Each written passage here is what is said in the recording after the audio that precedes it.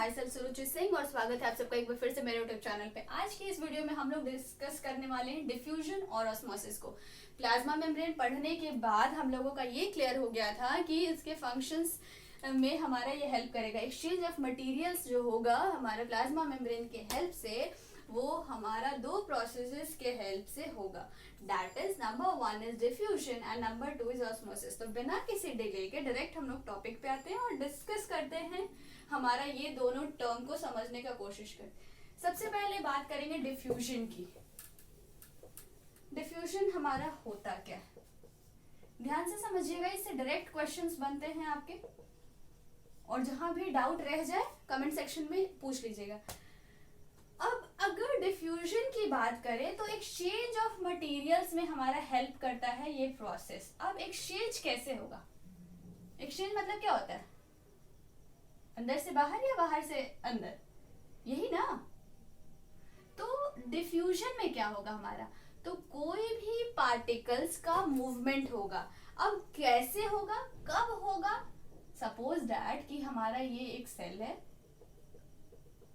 तो ये चीज कैसे डिसाइड होगी कि इस दौरान इसमें हमारा कौन सा सब्सटेंस अंदर आना चाहिए या कौन सा सब्सटेंस हमारा बाहर जाना चाहिए? ध्यान रखने वाली ये बात है ना कि यहाँ पे मतलब थोड़ा सा कंफ्यूजन हो सकता है बच्चों को कि कैसे डिसाइड होगा। तो डिफ्यूजन हमारा ये चीज को क्लियर करता है। डिफ्यूजन ये चीज बताएगा आपको कि मूवमेंट ऑफ पार्टिकल्स किस तरीके से होता है। तो हमेशा ध्यान रखिए, जब भी मूवमेंट होगा सेल के अंदर, तो ये हमेशा हायर कंसंट्रेशन से लोअर कंसंट्रेशन की ओर जाएगा। कॉमन टर्म्स से अगर इसको जोड़ के समझने की कोशिश कीजिएगा तो आपको कोई भी चीज को कौन दे सकता है? जिसके पास ज्यादा है वही आपको देगा ना। अब जिसके पास है ही नहीं वो आपको कुछ क्या देगा? तो सिमिलरली सेल के केस में भी वही है। डिफ्यूजन को पहले डेफिनेशन लिख लेते हैं, उसके बाद इसको और अच्छे से आपको समझ में आ जाएगा। तो डिफ्यूजन को हम लोग किस तरीके से डिफाइन कर सकते हैं? इट इज द मूवमेंट, किसका मूवमेंट हो रहा है? हमेशा याद रखिए, ऑफ पार्टिकल्स, पार्टिकल्स का, ऑफ पार्टिकल्स कहां से कहां? हायर कंसंट्रेशन से lower concentration. It is the movement of particles from a region of higher concentration higher concentration से कहां? Higher concentration to their lower concentration, to their lower concentration.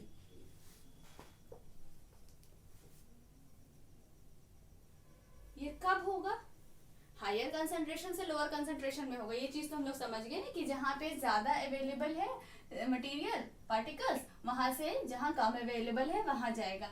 लेकिन ध्यान रखने वाली बात है कि ये सिर्फ और सिर्फ तभी हो सकता है जब हमारा जो सब्सटेंस है वो डायरेक्टली इन कांटेक्ट रहेगा। तो इसका पूरा डेफिनेशन की अगर बात करें तो हम लोग इसको कैसे लिख सकते हैं? It is the movement of particles from a region of their higher concentration to their lower concentration when they are in direct contact, when they are in direct contact. It is the movement of particles from a region of higher concentration, from a region of their उनके खुद के their higher concentration to their lower concentration। Clear है? अब इस चीज को समझने से पहले आपको यहाँ पे एक क्वेश्चन आएगा, माइंड में डाउट होएगा कि what do we mean by the term concentration. अब ये कंसंट्रेशन क्या आफत की चीज है? तो अगर बात करें कंसंट्रेशन की तो हमारा साइंस में स्पेशली बायो में आपको दो टर्म्स मिलेंगे। Number 1 is concentrated and number 2 is diluted।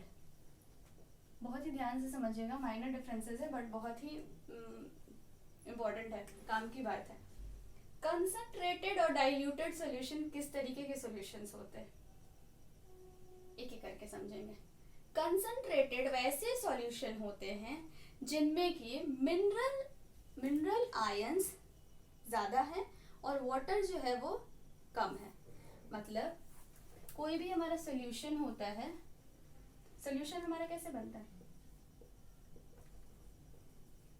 Solute plus solvent, यही होता है ना। सोल्यूशन बनने के लिए हम लोगों को दो ही चीज चाहिए ना, सॉल्यूट और सॉल्वेंट, एक जिसमें घुलेगा और एक जो घुलेगा। सॉल्यूट क्या हो गया हमारा? जो घुलेगा, और जिसमें घुलेगा सॉल्वेंट। शुगर सिरप हमारा क्या हो गया? सोल्यूशन हो गया ना। इसमें हमारा सॉल्यूट क्या हो गया? शुगर, और सॉल्वेंट हमारा क्या हो गया? वाटर। पानी में ही घुलेगा ना, दूध में भी घुला सकते हैं। सॉल्वेंट हमारा क्या हो गया? वाटर। ठीक है। इसी तरीके से कोई भी हम लोग पार्टिकल्स लेते हैं, कोई भी हम लोग सब्सटेंस लेते हैं, तो उसमें हमारा एक आ जाएगा मिनरल, एक हमारा आ जाएगा मिनरल आयन, और दूसरा हमारा आ जाएगा वाटर। अब यहाँ पे मिनरल आयन किसको कह रहे हैं? तो ये मिनरल आयन हमारा सॉल्यूट का काम करेगा और ये वाटर हमारा सॉल्वेंट, और ये दोनों मिलके क्या बनाएंगे? सॉल्यूशन। ठीक है। तो कंसंट्रेटेड सॉल्यूशन के केस में क्या होगा? यहाँ पे हमारा ऐसा सॉल्यूशन होगा जिसमें कि मिनरल्स की मात्रा यानी कि सॉल्यूट का मात्रा ज्यादा रहेगा और वाटर की मात्रा यानी कि सॉल्वेंट का मात्रा कम रहेगा। ऐसे सॉल्यूशन को हम लोग कहते हैं कंसंट्रेटेड सॉल्यूशन। क्लियर है? डेफिनेशन लिख दूं? रुकिए थोड़ा सा, इसको इरेज कर देना। क्लियर हो गया होगा आई थिंक। बहुत ही कॉमन है शुगर सिरप वाला।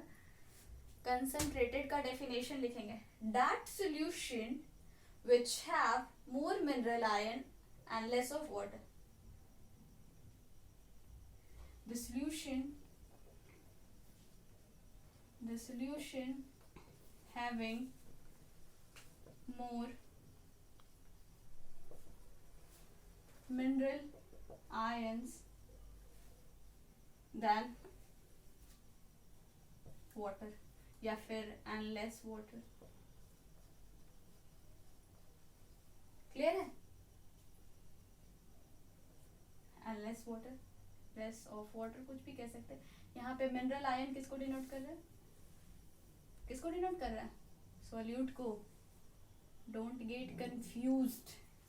कंसंट्रेटेड सॉल्यूशन वैसे सॉल्यूशन को कहेंगे जिनमें कि हमारा मिनरल आयंस का मात्रा ज्यादा होगा वाटर के कंपैरिजन में। अब डाइल्यूट को देखेंगे। जस्ट इसका ऑपोजिट, यहाँ पे हमारा वाटर का लेवल ज्यादा हो जाएगा और मिनरल का कम हो जाएगा। The water level is more in this case as compare to minerals. द वाटर लेवल इज मोर in this case as compared to minerals. Clear है? आई थिंक कंसंट्रेटेड और डाइल्यूटेड इससे ज्यादा एक्सप्लेन करने की जरूरत नहीं है। कंसंट्रेटेड में मिनरल आयंस सोल्यूट की मात्रा ज्यादा होगी और डाइल्यूटेड के केस में हमारा सॉल्वेंट का मात्रा ज्यादा होगा। क्लियर है? मिनरल्स हमारे यहाँ पे सोल्यूट को डिनोट कर रहा है, ये चीजें मैंने आपको बता दी।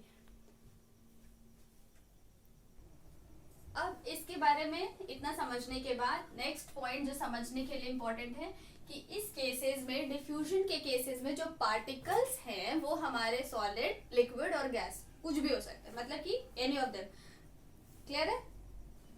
तो उसी चीज को यहाँ पे लिख दोगे। आई थिंक नीचे आपको विजिबल नहीं होगा, सो दैट मैं साइड में लिख रही हूँ। Particles can be solid, liquid और गैस। कहने का क्या मतलब है कि ये तीनों स्टेट में हमारा डिफ्यूजन का प्रोसेस काम करेगा। Particles can be solid, liquid and gases. ठीक है।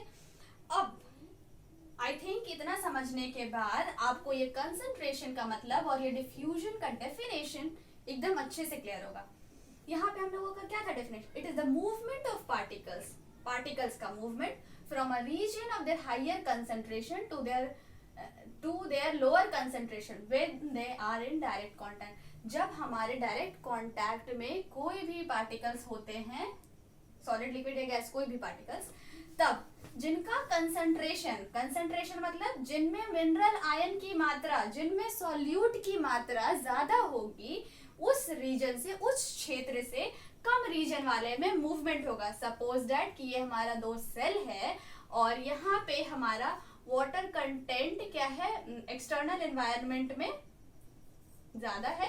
यहाँ पे हमें वाटर कंटेंट से लेना ही नहीं, हमारा क्या कर रहे हैं, मिनरल आयन को कर रहा है। मिनरल आयन अगर इसमें ज्यादा है हमारा, तो ये यहाँ से कहाँ जाएगा, बाहर की तरफ। अगर मान लीजिए कि एक्सटर्नल एनवायरनमेंट में मिनरल्स की मात्रा ज्यादा है, मिनरल आयन की यानी सोल्यूट की, तो ये हमारा सेल के अंदर जाएगा। यही चीज आपको डिफ्यूजन का प्रोसेस समझाता है कि डिफ्यूजन के केस में पार्टिकल्स का मूवमेंट हायर कंसेंट्रेशन से उनके लोअर कंसेंट्रेशन की तरफ जाता है। और ये हमारे पार्टिकल्स किसी भी स्टेट में हो सकते हैं, सॉलिड, लिक्विड और गैस में। आई थिंक डिफ्यूजन का इतना इजी और एकदम सिंपल लैंग्वेज में एक्सप्लेनेशन आपको और कहीं नहीं मिलेगा।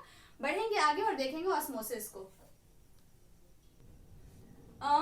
वेट अ मिनट, डिफ्यूजन के बाद ऑस्मोसिस बढ़ने से पहले let's have a look at the examples.